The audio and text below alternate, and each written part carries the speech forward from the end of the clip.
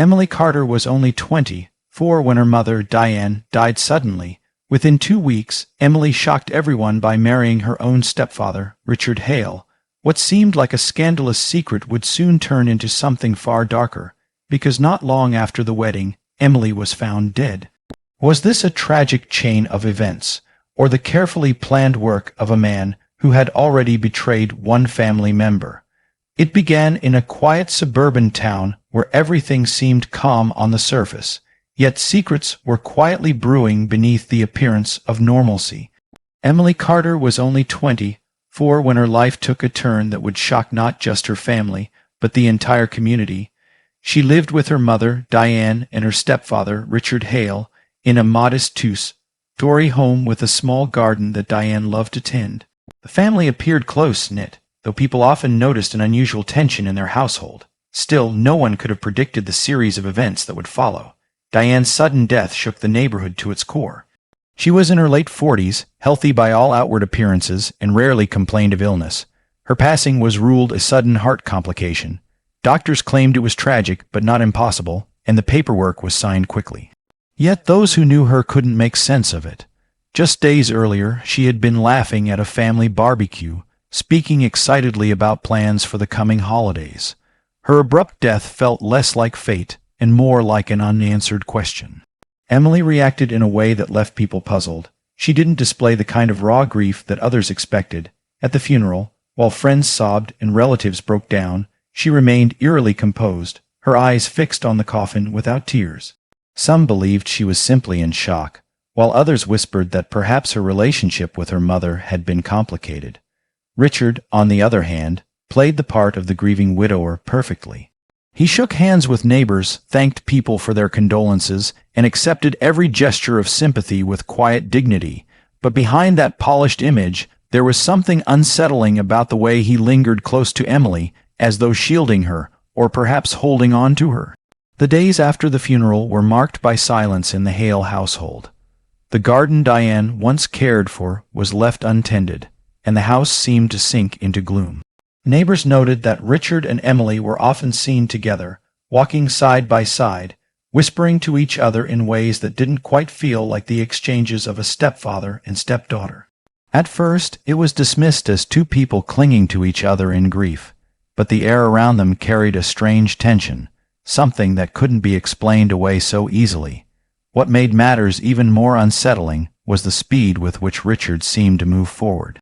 He sorted through Diane's belongings with surprising efficiency, donating clothes and boxing up her personal items as though he wanted to erase her presence from the house. Emily, instead of resisting, helped him. To those who watched from the outside, it looked less like mourning and more like preparation for something new. The line between grief and detachment began to blur, leaving the community to wonder what was truly happening behind closed doors. By the end of those 2 weeks, the unease in the town had grown into quiet suspicion.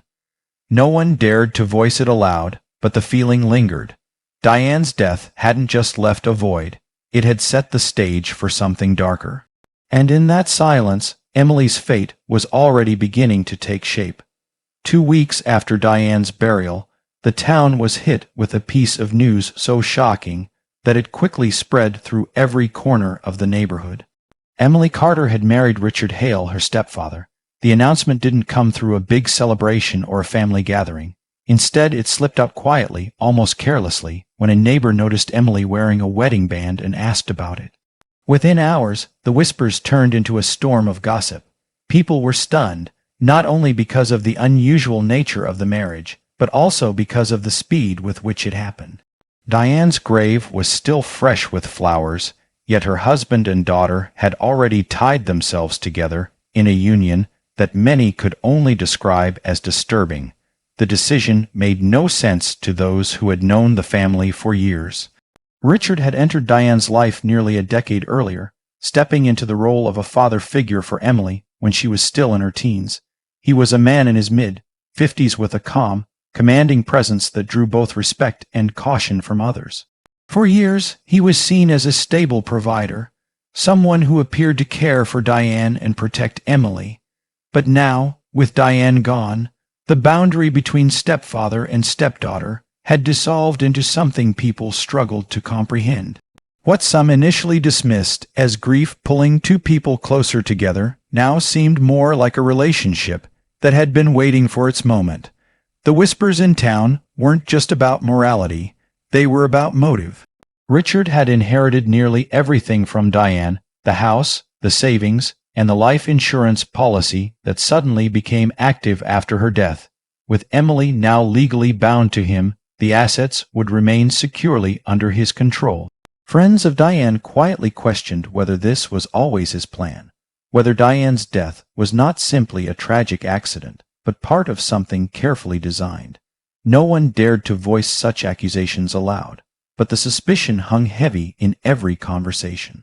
Emily's role in the marriage puzzled many. Some saw her as a willing participant, perhaps blinded by Richard's influence. Others believed she was manipulated, too emotionally vulnerable to recognize the danger she was in. What no one outside the house knew was that Emily had begun keeping a journal. In it, she documented her unease, her conflicting emotions, and the nagging feeling that her mother's death was far from natural. She wrote about small details that didn't add up. The medication Diane never took yet was suddenly prescribed. The strange arguments she overheard between her mother and Richard in the weeks before the death, and the way Richard seemed strangely prepared for funeral arrangements as if he had anticipated them. To the outside world, Emily and Richard presented themselves as newlyweds starting fresh, but behind the facade, a darker story was unfolding. Emily was living under the same roof as the man she suspected of killing her mother. Each day brought new doubts and new fears, yet she kept her silence, choosing instead to record everything in her private writings. The marriage had shocked the community, but no one could have guessed how it would end, or how quickly Emily's life would begin to unravel. 2 weeks after Diane was laid to rest, the town was still cloaked in the quiet weight of her absence when the kind of news no one could have expected came to light. Emily Carter, barely 24, had married her stepfather, Richard Hale. The revelation seemed almost unreal, too strange to accept, but the truth was impossible to ignore once neighbors spotted a gold band on Emily's hand, and Richard casually confirmed the marriage. The timing was what shocked people the most. Diane's grave had not even settled, the fresh earth still damp from rain, and already her daughter and widower had declared themselves husband and wife. It was the kind of scandal that sent the small community spiraling into endless whispers and speculations. For years, Richard had been seen as a father figure. He had entered Emily's life when she was still in high school, stepping into the family as Diane's second husband.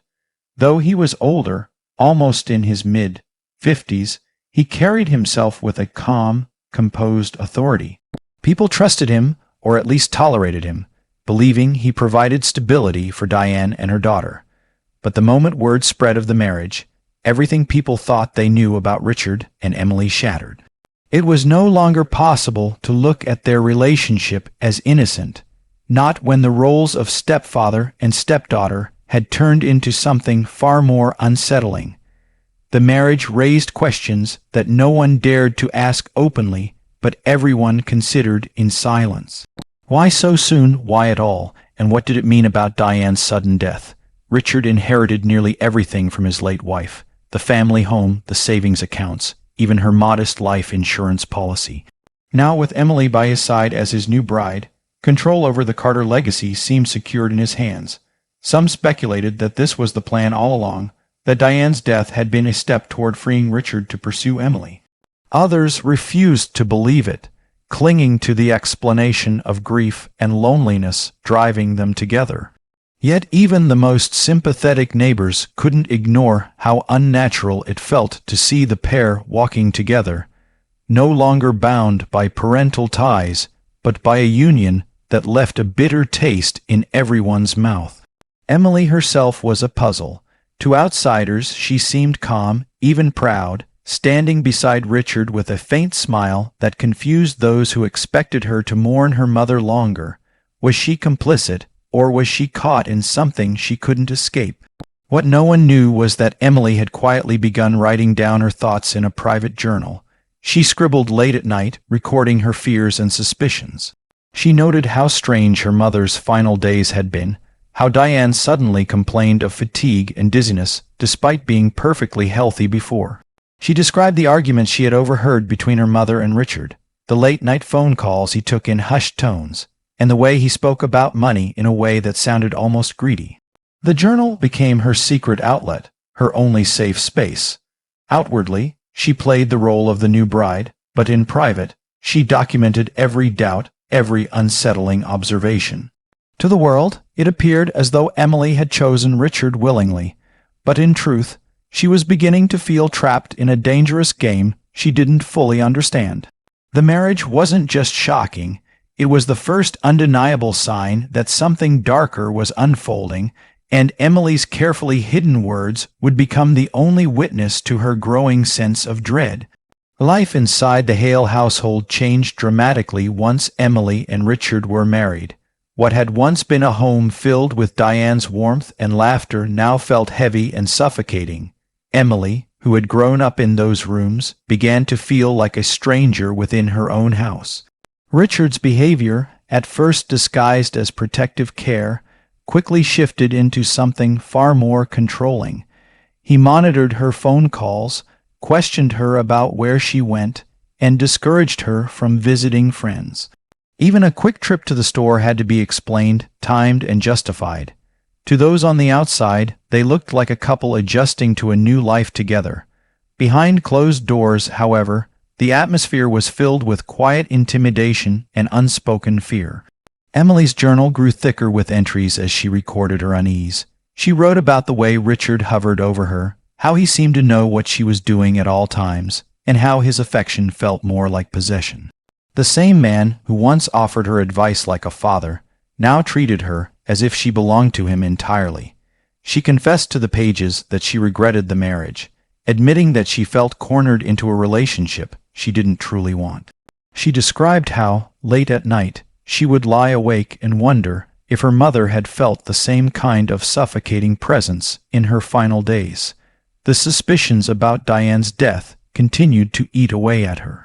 Emily remembered her mother's sudden fatigue and unexplained dizziness before her passing.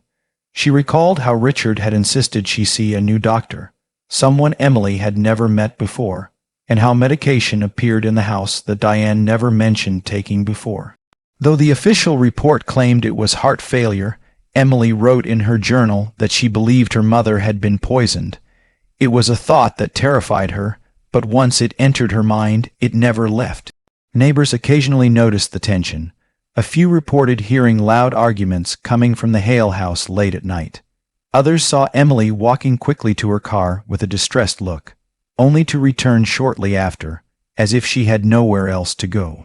But no one interfered. The couple kept their lives guarded, and Richard's calm demeanor in public made it difficult for anyone to believe he could be dangerous. He smiled politely, paid his bills on time, and carried himself with the confidence of someone who knew he was untouchable. Inside the house, Emily's desperation grew. She began looking for small ways to push back, saving receipts, jotting down dates, and keeping track of Richard's unusual behavior. She even confided in her journal that she had hidden copies of certain documents in case she ever needed proof. But she felt torn. Richard was not only her stepfather turned husband, he was also a man she feared might do to her what she suspected he had done to her mother. The walls of the Hale home were closing in, and Emily was becoming increasingly aware that her time to escape was running out. Every day felt more dangerous than the last, and though Emily smiled in public and played her role, privately she was unraveling. She had uncovered too many pieces of a dark puzzle, and deep down, she knew Richard would never let her walk away once he realized she was putting it together. One evening, Emily vanished, and the first explanation came from Richard himself. He told friends and neighbors that they had argued and she needed space, that she had simply walked out to clear her mind. At first, people wanted to believe him. After all, Emily was young and couples fought, but the story began to collapse almost immediately.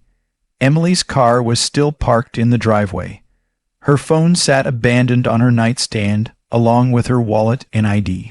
It didn't look like a woman leaving for fresh air.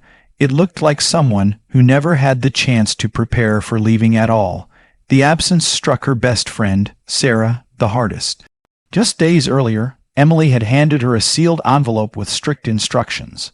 If anything happened to her, Sarah was to open it immediately. Shaking with dread, Sarah tore it open after hearing of Emily's disappearance. Inside was a handwritten note, a chilling message that confirmed everyone's worst fears. Emily wrote that if she ever went missing, Richard should be the first person investigated. She admitted that she believed he had something to do with her mother's death, and that she feared she might be next. The letter was taken straight to the police, and suddenly the case shifted from a missing person to a potential homicide. Investigators arrived at the Hale home within hours. They searched the property, interviewed Richard, and looked for any trace of Emily. Richard was calm, almost too calm. He repeated the story about the argument, insisting she would come back once she cooled off. His confidence was unnerving, his composure unnatural for someone whose young wife had just vanished. Yet without solid evidence, there was little they could do in that moment. The house showed no signs of forced entry, no obvious struggle, and Richard knew how to mask his tracks. Despite the lack of immediate proof, small details began to raise suspicion. Detectives noticed fresh scratches on Richard's forearm, which he explained away as work in the garden. Soil samples on his boots didn't match the neatly kept yard, suggesting he had recently been somewhere else. When asked about the hours Emily supposedly left the house, his timeline wavered, details changing each time he repeated the story. Still, Richard insisted she would return, speaking with the detached assurance of someone who believed he had already secured control of the narrative. Meanwhile, the community grew restless. Posters with Emily's face went up across town, candlelight vigils were held, and volunteers searched the nearby woods. But days turned into weeks with no sign of her. The air grew heavier with each passing night, as though the whole town knew the truth but couldn't prove it. Friends whispered that Emily had predicted her own fate, that she had tried to warn them, but no one could have guessed how accurate her fears would be. The unanswered question of what really happened in that house gnawed at everyone involved. The police needed one crucial discovery to shift the case from suspicion to certainty, and when that discovery finally came, it revealed a truth more horrifying than anyone had dared imagine. Weeks after Emily's disappearance, the breakthrough came from an unexpected place. Two hikers exploring a dense wooded area several miles outside town stumbled upon something half buried beneath a pile of leaves and soil. At first glance, it looked like discarded clothing, but when they brushed the dirt away, they uncovered a shallow grave. Authorities were called immediately, and the remains were quickly identified as Emily's. The discovery confirmed what many had feared but hoped wasn't true. Emily had not run away, she had been silenced. Forensic teams combed through the site carefully, collecting every scrap of evidence. Emily's body showed clear signs of restraint. Tape fibers were still stuck to her wrists, and bruising revealed she had been bound tightly before her death. Soil analysis confirmed she had been buried soon after going missing, meaning she never had the chance to escape. It was a brutal ending for a young woman who had suspected all along that her life was in danger. Investigators now turned their full attention to Richard, and the carefully constructed facade he had maintained began to unravel. Back at the Hale house, detectives collected Richard's boots for testing. The soil lodged in the soles matched perfectly with the earth from the burial site, tying him directly to the scene. In addition, forensic specialists uncovered his fingerprints on the tape fragments used to bind Emily. The evidence, once scarce and circumstantial, now painted a damning picture. Richard had lured Emily into a trap, restrained her, and disposed of her in the woods, believing no one would ever find her. Confronted with the mounting evidence, Richard remained composed at first, insisting he had nothing to do with Emily's disappearance. He claimed he had been home the entire night she went missing, that perhaps she had met with someone else who harmed her. But the more he spoke, the more inconsistencies emerged. His timeline didn't match phone records, and his alibi fell apart under scrutiny. Detectives pressed harder, and the calm mask he wore began to crack. Though he never admitted guilt outright, the evidence left little room for doubt. During the trial, prosecutors revealed the contents of Emily's journal.